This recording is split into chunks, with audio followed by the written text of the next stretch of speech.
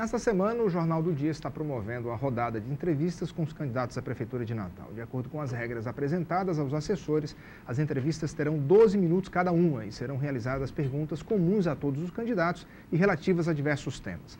Também serão feitas perguntas que foram enviadas pelos 4 principais jornais impressos da capital: o Jornal A Tribuna do Norte, o Diário de Natal, o Novo Jornal e o Jornal de Hoje. Essas perguntas serão sorteadas pelo próprio entrevistado. A ordem das entrevistas foi determinada mediante sorteio. Todos os dias eu conto aqui com a participação do nosso comentarista Ricardo Rosado. E hoje nós vamos entrevistar o candidato do PSDB, Rogério Marinho. E o seu tempo, candidato, começa a contar a partir de agora. Boa tarde, candidato. Já. Boa tarde, Luiz Henrique e Ricardo Rosado. Candidato Rogério Marinho, por que o senhor quer ser prefeito de Natal? Eu quero cuidar da cidade. Eu acho que a cidade está passando por um processo de perda de qualidade dos seus serviços, né? A cidade, e não é de hoje isso, ela está descaracterizada, ela está imersa num caos administrativo e gerencial. E o importante é a gente ressaltar, Luiz, que isso não é um processo novo, isso é apenas uma ponta de iceberg. Recentemente foi publicado um censo pelo IBGE que mostra que nos últimos 10 anos, Natal teve, por exemplo, a seguinte performance na área social. Nós somos a última capital do país em qualidade de ensino. Nós somos uma capital que só tem 30% da sua área saneada. Nós somos uma cidade que tem 80% dos seus imóveis sem escritura pública, 45% de atendimento de programa de saúde da família. Nós somos uma cidade em que em 10 anos cresceu 1.340% o número de imóveis irregulares, habitações subnormais.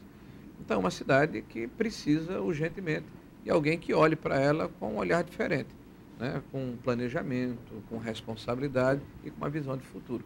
É por isso que quero administrar a cidade, quero ser prefeito da cidade para cuidar da cidade. Candidato, vamos então com a primeira pergunta feita pelos jornais impressos. Por gentileza, eu gostaria que o senhor sorteasse aqui uma das perguntas. Balançar o bisado. Ok. Essa pergunta vai ser encaminhada aqui para Ricardo Rosado. É com você. Uma pergunta do Diário de Natal. Mobilidade. O crescente número de veículos em circulação nas ruas e o crescimento natural da cidade estão transformando o trânsito de Natal de forma negativa. A sinalização de que as obras de mobilidade não ficariam prontas para a Copa de 2002 contribuíram para o descrédito da população em algum tipo de solução para o trânsito da cidade. Quais os seus planos de intervenção para a melhoria do trânsito em Natal? Olha, primeiro é importante colocar para os nossos telespectadores que nós fizemos o nosso dever de casa. Nós passamos 15 meses discutindo a cidade, conversamos com mais de 1.500 moradores da cidade, entrevistamos mais de 80 especialistas e fizemos um diagnóstico da cidade. A partir daí, apresentamos um projeto chamado Transformar Natal. E esse projeto, que está à disposição da população no nosso site, rogério45.com.br, contempla também a área de mobilidade urbana. Há uma conta que não fecha, Ricardo. Todos os anos são emplacados quase 30 mil novos veículos na cidade do Natal. Isso é acrescida a nossa frota com a mesma estrutura do sistema viário que existe na cidade. Agora, existem ações de médio, de curto, de médio e longo prazo. Então, curtíssimo prazo. Nós pretendemos colocar dentro da cidade uma rede de conectividade que vai permitir o gerenciamento em tempo real do trânsito da cidade. Câmaras nos principais semáforos, uma sala de situação na antiga STTU, que muda sempre de nome, né, para podermos fazer uma gestão inteligente do trânsito, tipo inversão de fluxo no horário de pico, né, a onda verde, né, trabalhar com uma prioridade, porque governar é fazer escolhas, então a nossa prioridade vai ser o transporte público, estabelecer corredores exclusivos de ônibus e táxis nas principais avenidas da cidade, e não apenas na Rio Branco e na Bernardo Vieira, como hoje ocorre, para que haja maior velocidade nesse transporte, melhor regularidade, maior conforto. Nós temos que asfaltar ou recuperar o piso do nosso sistema viário, principalmente nas áreas onde os ônibus circulam, né, para que haja uma menor depredação dos seus veículos. E, principalmente, resgatar, trazer de volta para o município uma ação que eu considero criminosa. Desde a administração do ex-prefeito Carlos Alves, quem tem as informações para o cálculo tarifário é o sistema de transporte coletivo dos empresários, o Seturne. É quem distribui as carteiras de gratuidade, é quem distribui as carteiras de meia entrada e, na hora de definição do cálculo tarifário, é quem apresenta os números para que o município, eventualmente, possa definir a tarifa. É importante também que Natal seja pensada como região metropolitana. Então, nós estamos com uma cidade conurbada, Macaíba, Parnamirim, Extremóis e São Gonçalo do Amarante, estão com suas fronteiras misturadas. Então, nós não vamos trabalhar o transporte se nós não levarmos em consideração o fato de que temos que sentar com os prefeitos dessas cidades para discutirmos, por exemplo, a superposição das linhas intermunicipais do transporte regular e do transporte alternativo. E ainda estabelecer centrais de carga nas entradas da cidade para impedir que no horário normal, onde é o maior pico de transporte, de 5 da manhã às 11 da noite, não trafegue aqui carga e descarga de veículos pesados. Só entre na nossa cidade se tiverem realmente o que fazer no horário de menor fluxo de trânsito. Agora, a médio e longo prazo, intervenções no nosso sistema viário, importantíssimas, que eu poderia elencar vários aqui, mas o tempo não permite, né? A integração ônibus-trem, né? As intervenções, tanto da questão da mobilidade urbana, no que tange a questão do viaduto da Urbana e da necessidade de se fazer aquela intervenção, né, que está prevista na obra do PAC, da Copa, mas também uma reestruturação completa do nosso sistema viário no sentido leste-oeste e no sentido sul-norte. Candidato Rogério Marinho, em linhas gerais, quais serão as suas prioridades no seu primeiro ano de governo, por exemplo? Colocar a prefeitura para voltar a funcionar, resgatar os serviços públicos essenciais. Por exemplo, a cidade não tem mais uma coleta regular de lixo. A cidade não tem um serviço de qualidade em relação à educação e à saúde pública, né?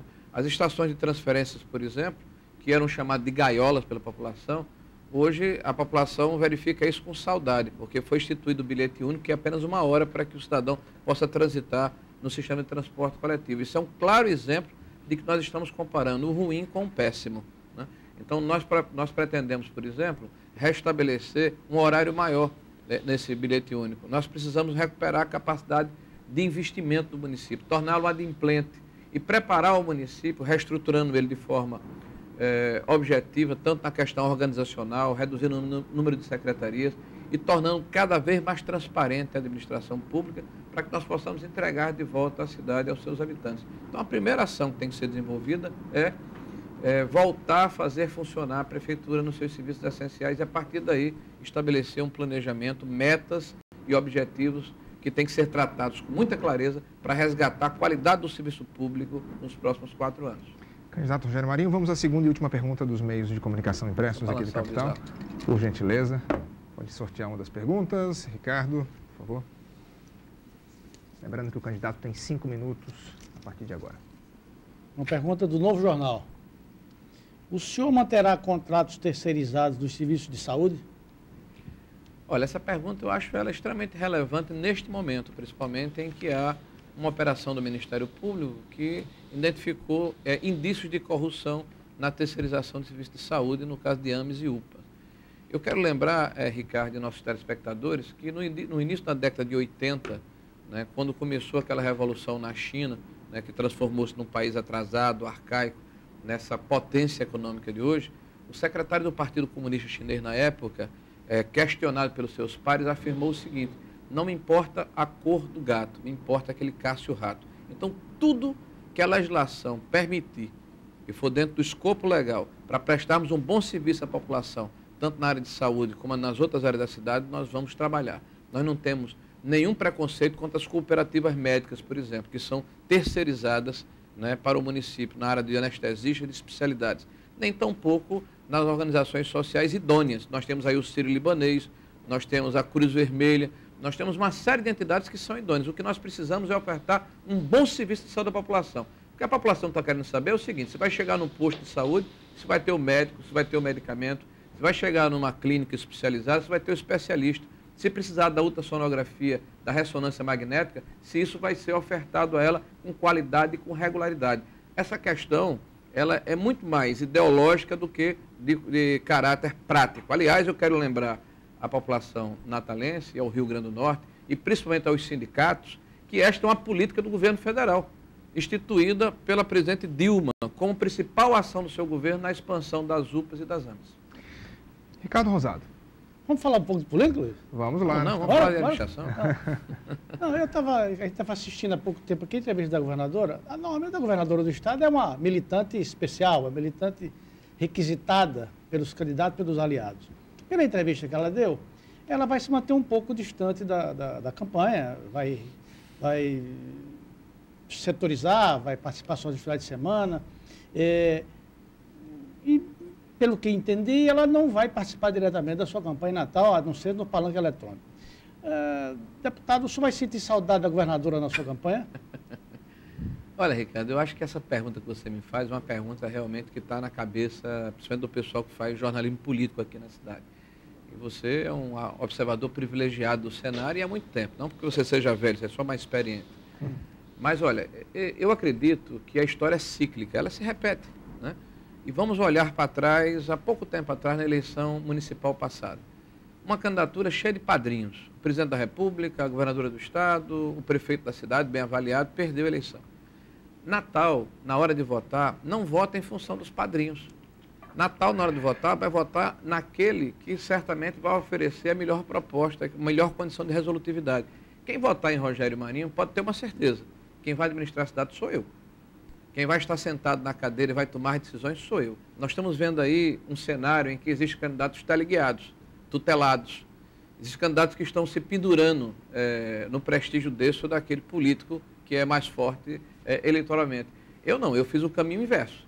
Eu passei 15 meses trabalhando para ser candidato. Eu fiz o meu dever de casa. Eu estou pronto para debater e discutir a cidade.